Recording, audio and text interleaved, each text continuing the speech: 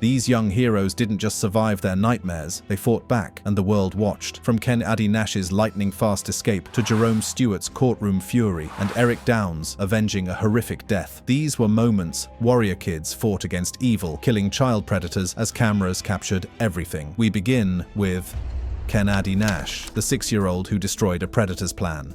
Ken Addy Nash wasn't supposed to be taking out the trash that August morning in 2022. The 6-year-old from Ohio had no idea she was about to become the star of one of the most satisfying predator takedowns ever caught on camera. 33-year-old Derek McPherson had been lurking, waiting for the perfect moment to strike. What he didn't count on was meeting a pint-sized warrior who would utterly humiliate him on a doorbell camera for the entire world to see. The footage is nothing short of spectacular. McPherson approaches Ken Addy like some kind of seasoned predator, probably thinking this would be easy pickings. He grabs her hand and attempts to drag her away, but Ken Addy had other plans. This little girl screamed like her life depended on it, because it did, and pulled away with such force that the entire incident lasted less than 10 seconds. McPherson, the supposed big bad predator, releases her and flees like the coward he is. Ken Addy's response was textbook perfect. She immediately ran back into her home and alerted her father, Ricky Nash, who pursued the suspect in his car while contacting police. The footage doesn't just show an escape, it shows a complete dismantling of a predator's confidence by someone a fraction of his size. Watching McPherson's body language change from predatory confidence to panicked retreat is absolutely delicious. This grown man, probably twice Ken Addy's weight, was completely overpowered by the sheer force of her will to survive. Chased him like he still had my kid. Definitely didn't want him to be able to go snatch another kid. The beauty of this takedown lies in its raw authenticity. There's no Hollywood choreography, no dramatic music, just pure, unfiltered resistance that turned a predator's hunting ground into his worst nightmare. Authorities arrested McPherson, charging him with abduction and inappropriate grabbing. Ken Addy's parents, Ricky and Mandy Nash, had taught their 4 daughters exactly how to respond to threats like this, and their preparation paid off in the most dramatic way possible. Callahan Walsh from the National Center for Missing and Exploited Children praised Ken Addy's response, noting that over 83% of successful escapes in attempted abductions involve proactive actions like screaming, kicking, or pulling away. While Ken Addy's story shows how preparation and quick thinking can save lives, sometimes multiple children working together create an even more devastating defense against predators. The Skolnick Boys, when teamwork destroys predator plans. The Skolnick family's August 2024 encounter in Dallas proves that when kids work together, predators don't stand a chance. Zachary and Jonathan Skolnick, along with their friends, were simply having a playdate when 2 vehicles approached with sinister intentions. The home security camera captured every satisfying moment of these predators' complete humiliation. A man from a white SUV attempted to lure the boys by claiming there was a football in the back of the car, because apparently that's the best this genius could come up with. These boys weren't buying what he was selling, not even for a second. Said there's a football player in the back of the car, and then we said, get in the back of the car. The sheer stupidity of thinking children would fall for such an obvious ploy reveals just how delusional these predators really are. 9-year-old Jonathan and his friends recognized the danger immediately and ran toward the Skolnick home, screaming for help. Zachary was the first to reach the door, shouting, "Someone's trying to kidnap us," words that probably made this predator's blood run cold. The coordination between these boys was flawless. They recognized the threat, communicated effectively, and executed their escape with military precision. The security footage showed the man chasing Jonathan but retreating when Genna Skolnick appeared with her phone to take a photo of the SUV's license plate. Nothing sends a predator running quite like the threat of being identified and caught. This coward went from hunter to hunted in seconds, his entire operation crumbling the moment he realized he'd been caught on camera. What makes this case even more satisfying is that it wasn't an isolated incident. A separate incident in the same area involved a teenage girl hiding behind a neighbor's car to avoid a man following her, also caught on camera. The neighbor, Shane Burke, She said that somebody that she didn't know had been following her, kind of gawking at her, staring at her, making her feel uncomfortable. She was extremely shook up. reported the girl's distress to authorities, proving that when communities work together, predators have nowhere to hide. These incidents created a web of surveillance and awareness that turned an entire neighborhood into a predator hunting zone. Callahan Walsh emphasized the importance of teaching children to be wary of strangers in vehicles, as most abductions involve a car. The Skolnick boys had clearly been taught well, turning what could have been a tragedy into a complete victory over evil. Their response was so perfect, so coordinated, that it should be used as training material for other families. Police are still searching for suspects in both cases, but the damage to these predators' confidence has already been done. These boys didn't just escape, they created a playbook for how children can work together to obliterate predator schemes. But sometimes, escape isn't enough, and children find themselves fighting back in ways that change everything. Ruby Franca's Child, the escape that exposed a monster.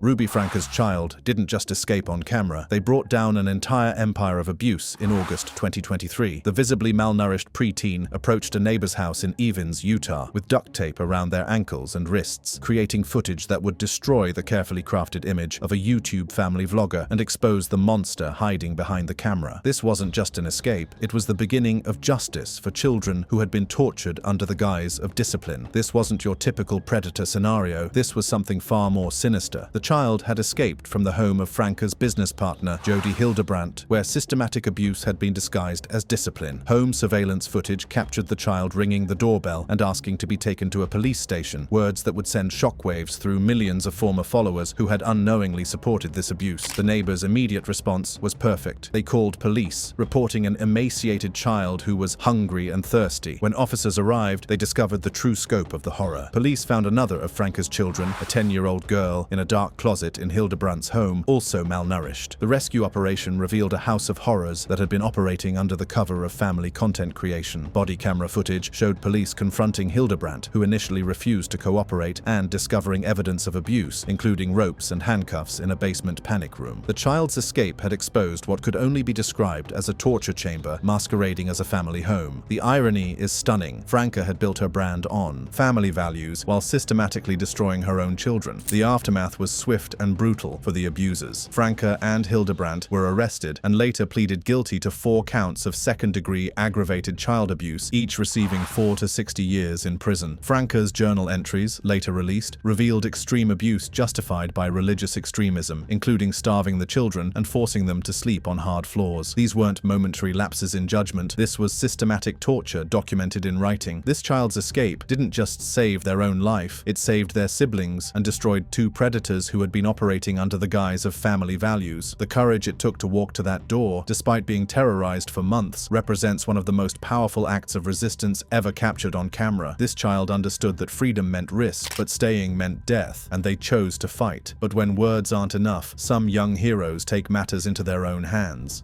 The 11-year-old Florida fighter, when resistance becomes weapon.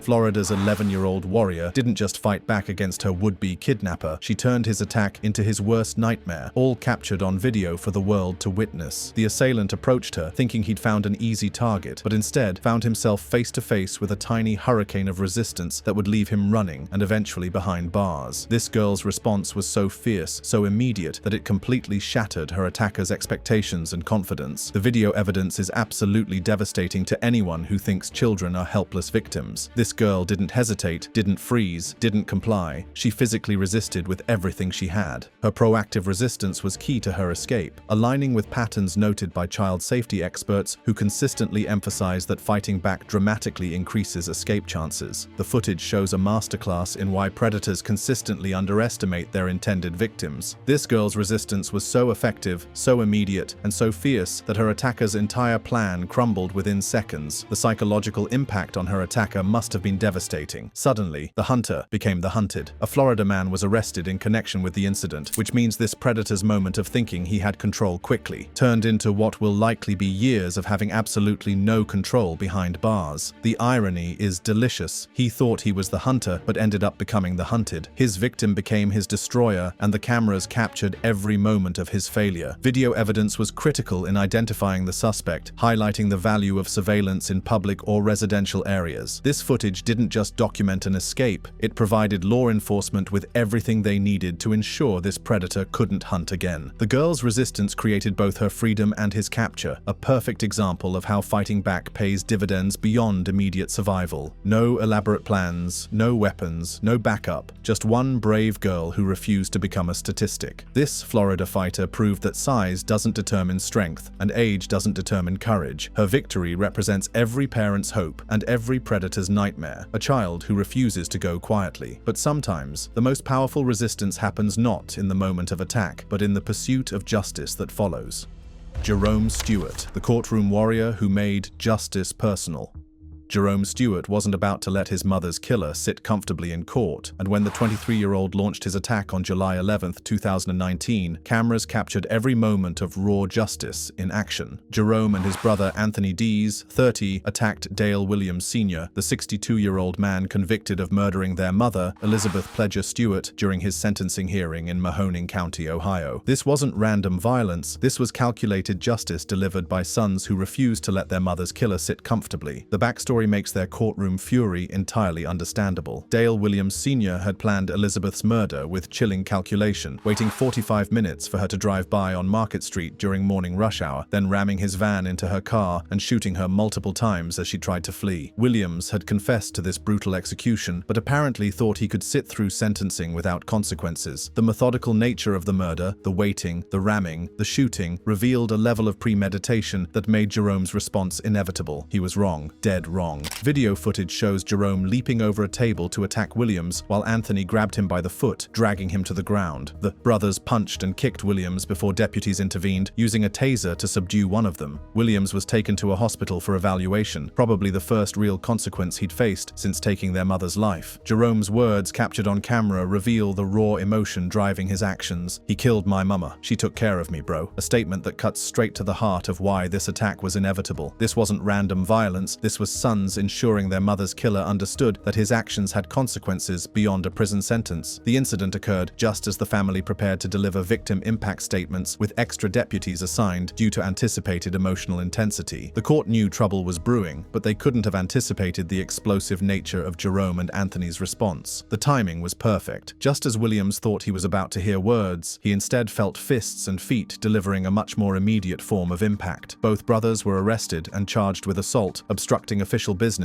and contempt of court, with each given a $4,000 bond. Neither had a prior criminal record, making their actions even more powerful. These weren't career criminals, but grieving sons who decided justice needed a personal touch. The legal system failed to account for the human element of loss, and Jerome filled that gap with his fists. The family's response to Elizabeth's murder reveals the depth of their loss. A GoFundMe campaign initiated by their sister Christy Johnson highlighted the family's devastation, stating, "Our mom was our best friend. We are left to feel like we have nothing for the rest of our lives." Jerome's attack wasn't just about revenge, it was about ensuring that Williams understood the human cost of his actions, something the legal system seemed incapable of conveying. The cameras captured not just violence, but justice in its most raw and honest form. But Jerome wasn't the only son to decide that courtroom decorum mattered less than making his mother's killer pay, as another grieving young man would soon follow his example. London Thomas, the son who couldn't let his mother's killer breathe easy. London Thomas had one goal on June 3, 2019, when he sat in that Muskegon County courtroom, make sure Vashon Flowers understood that murdering his mother would have consequences beyond a prison sentence. The preliminary hearing for Flowers, who was charged with the open murder of Jamie Thomas Flowers, became an explosion of grief and fury when London launched himself across the courtroom in an attack that cameras captured in devastating detail. This wasn't just an outburst, it was a son's declaration that his mother's life had value. The circumstances surrounding Jamie Thomas Flowers' death were brutal enough to drive any son to violence. Vashon Flowers was accused of breaking into Jamie's home by kicking down a door and shooting her 4 times at point-blank range, an execution-style murder that destroyed a family and left London burning with righteous anger. The cold, calculated nature of the killing, breaking down doors, multiple shots, point-blank range, revealed a level of brutality that made London's response inevitable. Courtroom footage shows London leaping from his seat in the public gallery, running across the courtroom and jumping over a barrier to reach Flowers, who was seated in the jury box consulting with his public defender. The attack was as spontaneous as it was inevitable, a grieving son finally getting within striking distance of the man who had destroyed his world. London's movement across the courtroom was fluid, determined, and absolutely terrifying for Flowers. 4 court officers quickly tackled and handcuffed London before he could make significant physical contact with Flowers, but the psychological damage was already done. Flowers had to sit there knowing that his his victim's son was willing to risk everything to get his hands on him, a reminder that his actions had consequences beyond whatever sentence the court might impose. The fear in Flowers' eyes was probably the first real justice Jamie Thomas Flowers had received. The aftermath was swift but telling. London was arrested by courtroom officers, and the next day he appeared in court, where he was held in contempt and banned from attending further hearings until the trial concluded. The system was more interested in maintaining order than acknowledging that London's actions came from a place of profound loss and justified anger. They punished the grieving son while protecting the alleged murderer, a perfect example of how the legal system often fails victims' families. Some sources noted that Flowers had reportedly confessed to the killing, which likely fueled London's emotional response, though legally Flowers remained innocent until proven guilty. For London, however, the confession was probably all the proof he needed to justify his attack. London Thomas's courtroom assault wasn't just about personal revenge, it was about ensuring that his mother's killer understood the human cost of his actions. But sometimes the pursuit of justice requires more than a single son's rage. Eric Downs, when a serial killer met his match in court.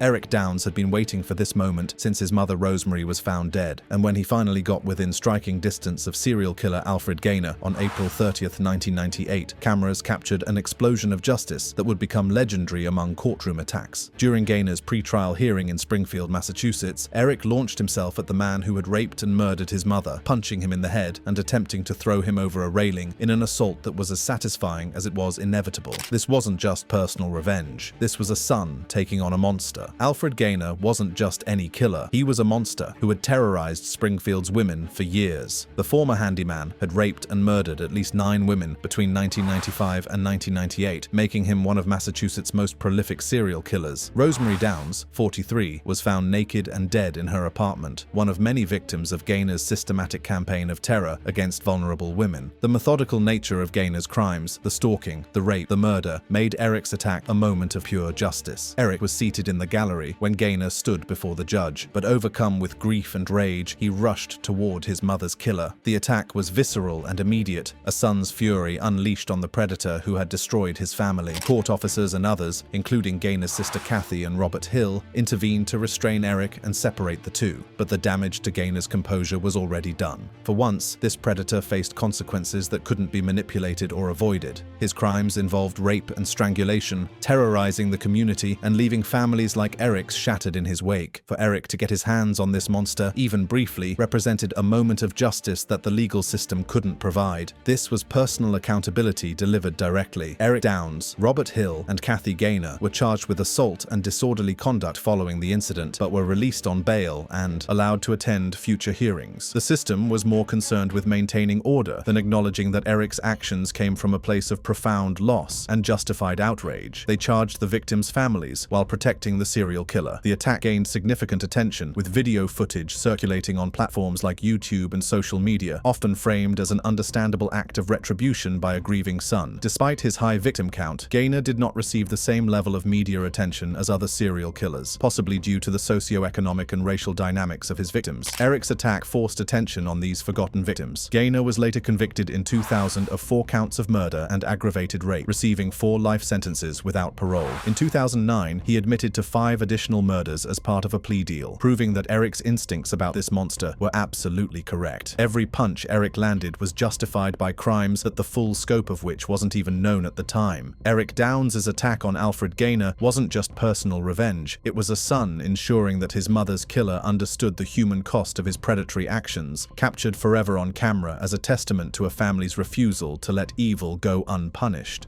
The Glendale survivor, when quick thinking defeats predatory plans. The young girl in Glendale, Arizona, proved that sometimes the most devastating weapon against predators isn't violence, it's intelligence, awareness, and the refusal to become a victim, all captured on security cameras that would preserve her victory forever. Her escape from an alleged kidnapping attempt was recorded by surveillance cameras, showing how quick thinking and decisive action can utterly destroy a predator's carefully laid plans. This girl's response was so perfect, so immediate, that it turned what should have been her worst day into her greatest triumph. While specific details about her her age and the exact circumstances remain limited in available sources. What's clear is that this girl recognized danger immediately and responded with the kind of decisive action that turns potential victims into victorious survivors. Her escape was attributed to quick thinking and awareness, proving that preparation and street smarts can be more powerful than any weapon when facing predators. The footage shows a masterclass in situational awareness and immediate response. The security camera footage serves as more than just evidence. It's a masterclass in how children can recognize threats and respond effectively. This girl didn't freeze, didn't comply, didn't hope for the best. She took immediate action that sent her would-be attacker scrambling. The incident prompted discussions about child safety, with experts offering tips on how to prepare children for such situations. Her response became a teaching moment for countless other families. Next up, we see a much more horrifying case of kids who escaped after suffering in the hands of predators they once believed wanted the best for them.